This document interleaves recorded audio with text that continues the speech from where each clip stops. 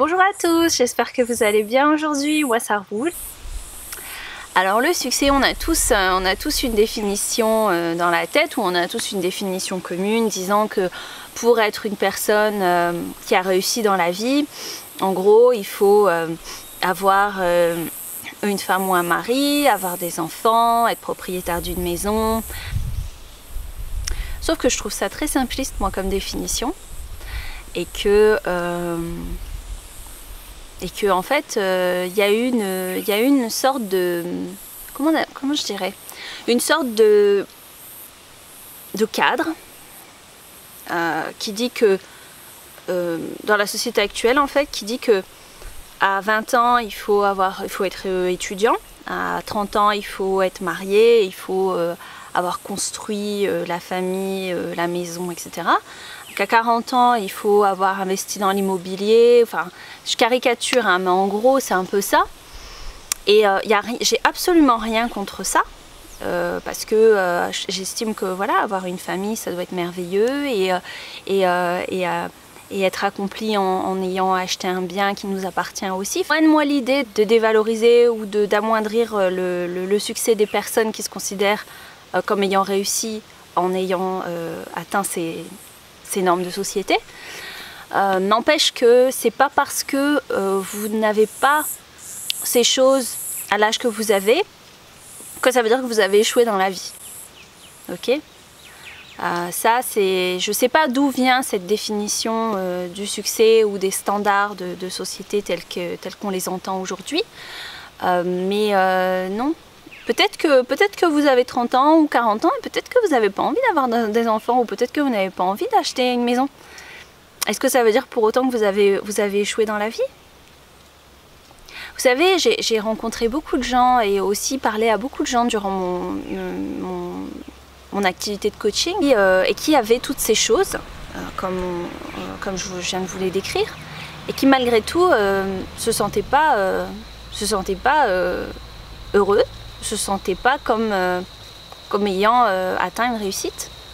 La réussite, elle est très... c'est à vous de la définir en fait, la réussite. Pour étayer ma thèse sur le fait que le bien matériel et l'argent n'est pas forcément ce qui définit le succès, c'est que regardez du côté des célébrités. Vous avez des célébrités, un certain nombre de célébrités qui ont fini leur vie de façon très triste. Ils avaient tout l'argent du monde et ça n'a pas suffi à les rendre heureux en fait.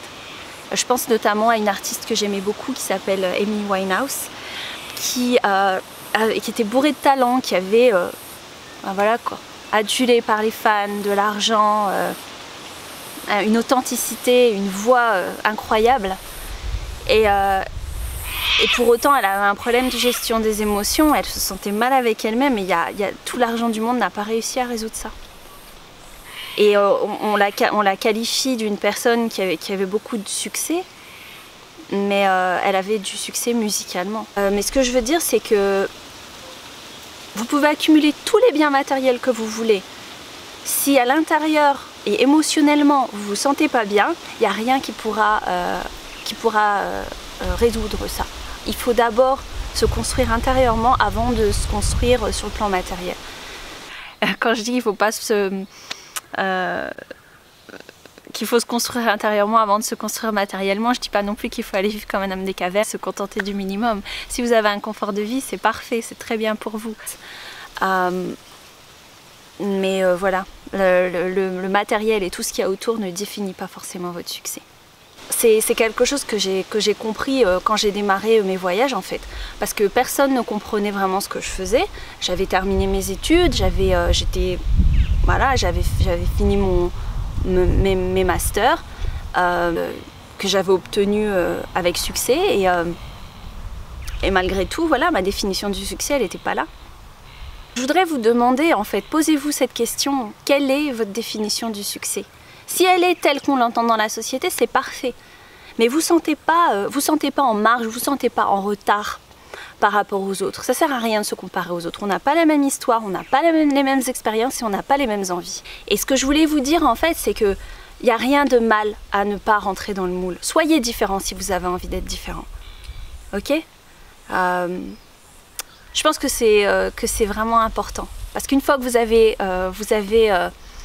trouvé votre épanouissement en étant vous-même et en faisant ce qui vous tient à cœur sans vous soucier des qu'en dira-t-on, là vous sentez que vous avez atteint le succès.